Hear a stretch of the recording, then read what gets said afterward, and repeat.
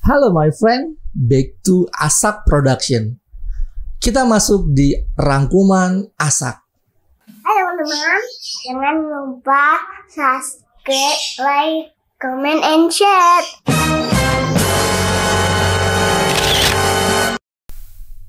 Dan hari ini gue akan jelasin bagaimana konsep perselingkuhan dan kenapa selingkuh itu bisa terjadi. Contoh kasus selingkuh yang lagi viral dari mantan vokalis band. Dan banyak banget spekulasi kenapa sih Virgon ini kan istrinya cantik, terus selingkuhannya jelek.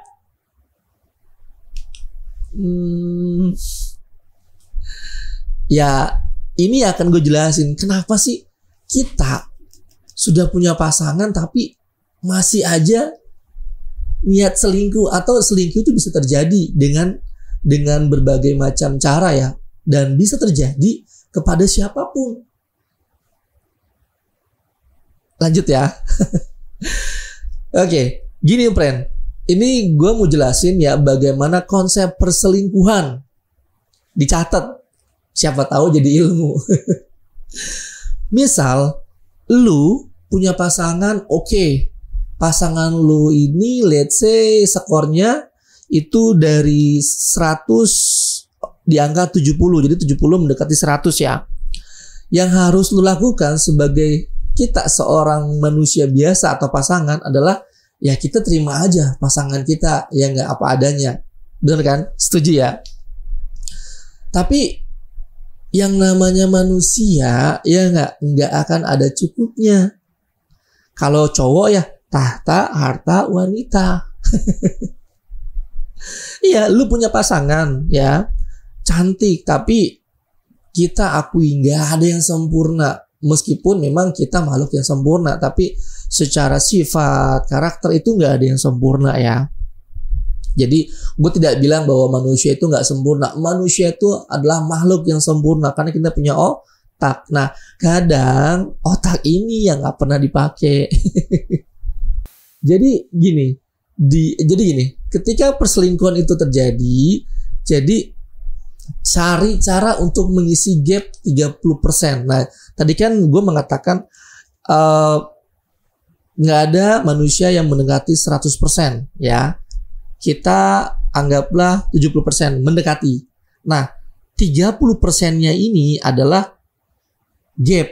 Gap itu bisa terjadi di atasan dengan bawahan, terus kawan dengan teman, itu bisa terjadi.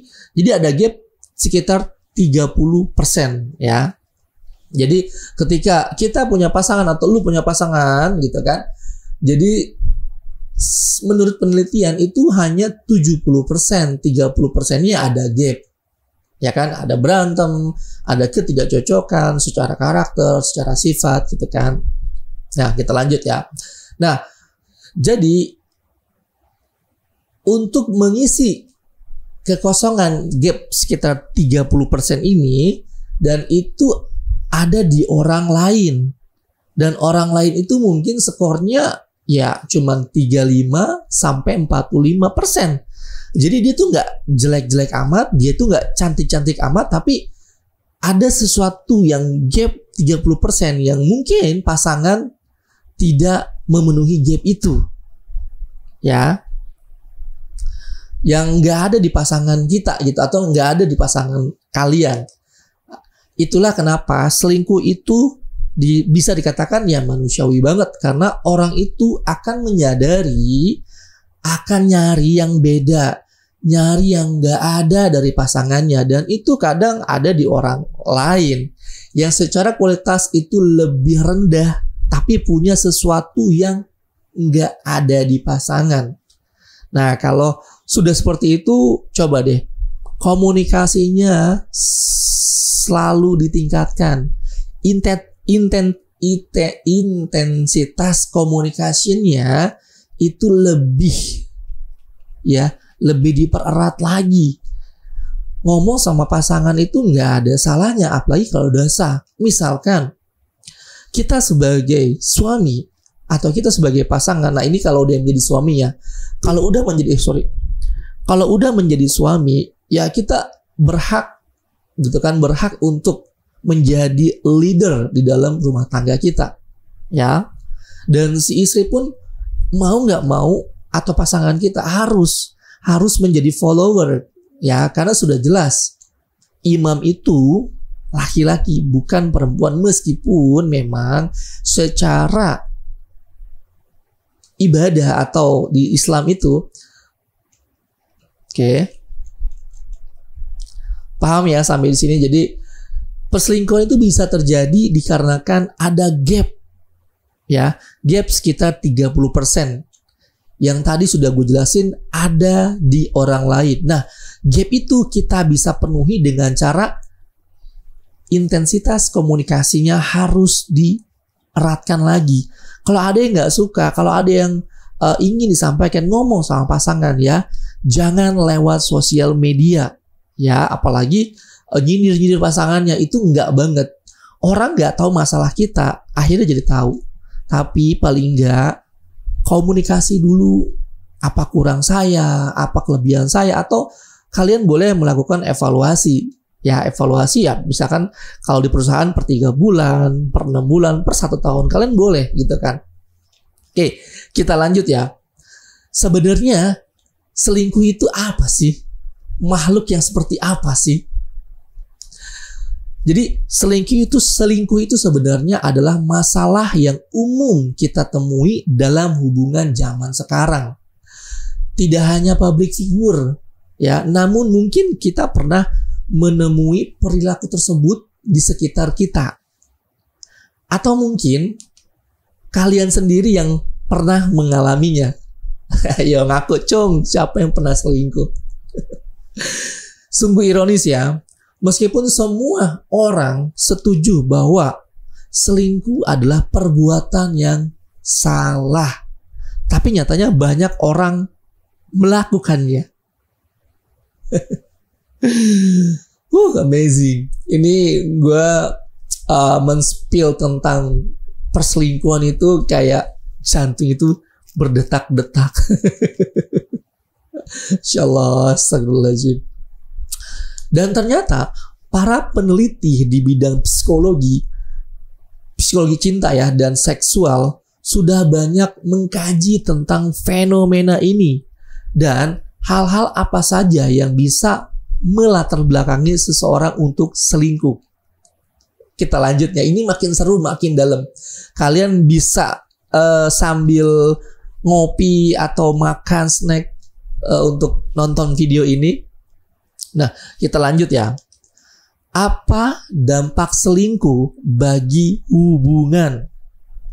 Ada yang tahu? Cung, angkat tangan. Friend, perselingkuhan dapat berdampak kepada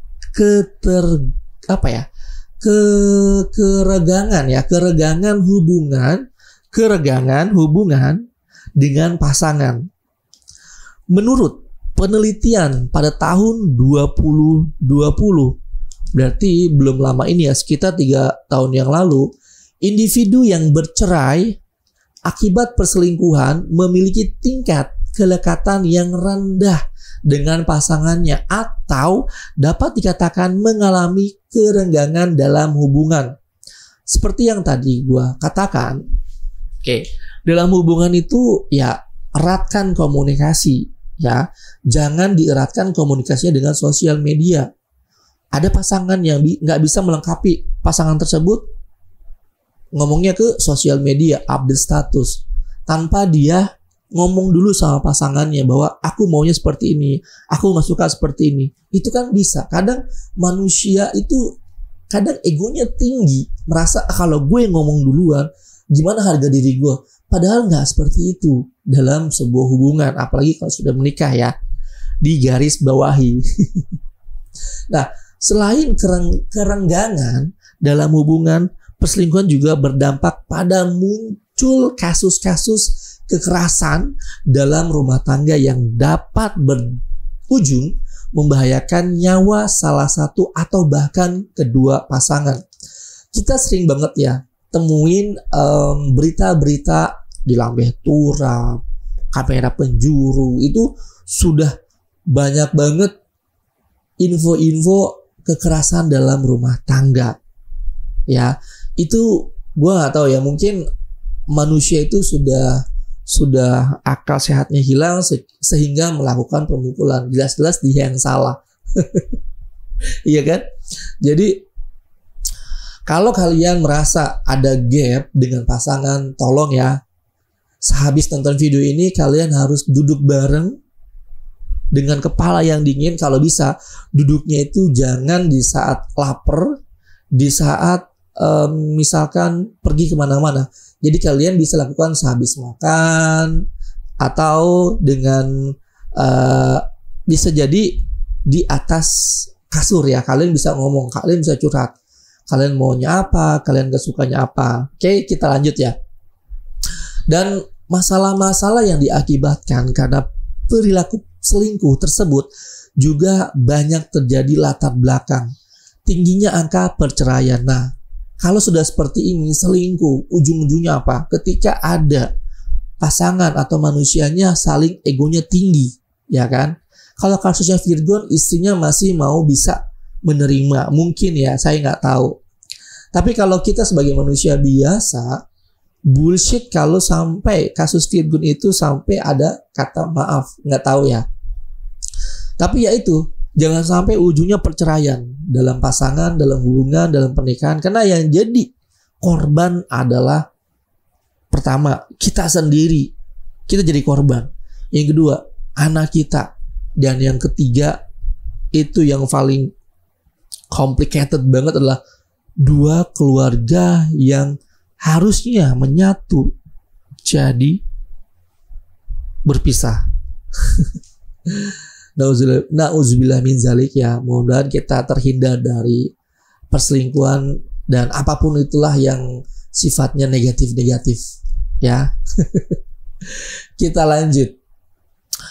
Apabila pasangan yang berselingkuh berkomitmen untuk tidak akan melakukannya lagi dan pasangan juga telah memberikan maaf, maka kembali rujuk dan memperbaiki hubungan bisa jadi adalah jalan yang tepat untuk ditempuh.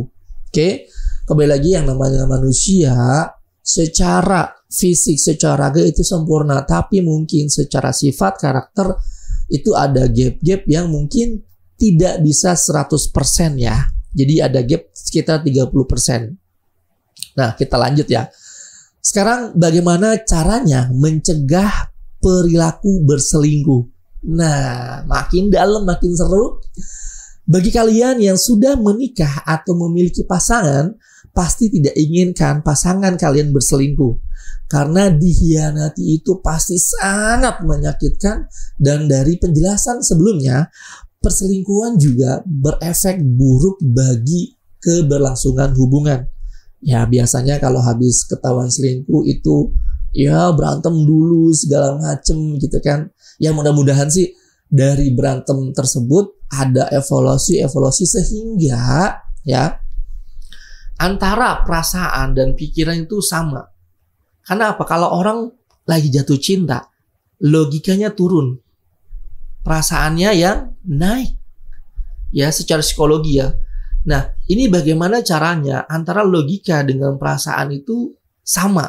Nah, ini adalah fungsinya pasangan kita untuk mengingatkan. Marah boleh, tapi ya yang namanya, kembali lagi, orang yang lagi khilaf atau bersalah itu biasanya antara logika dengan perasaan itu nggak sinkron. Jadi fungsinya pasangan kita itu mengingatkan dulu ya, sebelum putusan-putusan lain-lainnya berlangsung. Kita lanjut ya. Dan selingkuh itu ternyata bisa dikaitkan dengan penyakit, kebiasaan. Oh ya, selingkuh itu bisa dikatakan penyakit atau kebiasaan atau penyakit mental. Siapa yang bisa jawab? Buat kalian yang bisa jawab, kalian bisa lempar kolom komentar di bawah ini. Kita bahas sama-sama ya.